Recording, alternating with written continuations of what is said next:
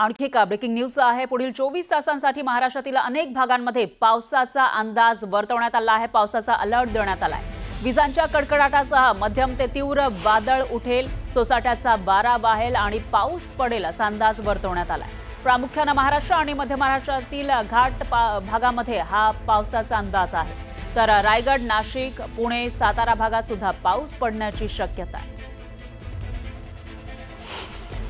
22 तारखेला एक कमी दाबाचं क्षेत्र तयार होतं आहे ईस्ट सेंट्रल आणि कर्नाटकाच्या ऑफ द कोस्टला, आणि त्याचा प्रभाव म्हणून महाराष्ट्राच्या दक्षिण कोकणा भागामध्ये रायगड, रत्नागिरी आणि सिंधुदुर्ग सोबतच गोव्यामध्ये ऑरेंज अलर्ट जारी केला आहे। ऑरेंज अलर्टमध्ये हेवी टू व्हेरी हेवी म्हणजे मुसळधार ते अतिमुसळधार पाऊस पडण्याची शक्यता आहे। सोबतच वाऱ्याचा वेग 50 ते 60 किलोमीटर वेगाचा असू शकेल।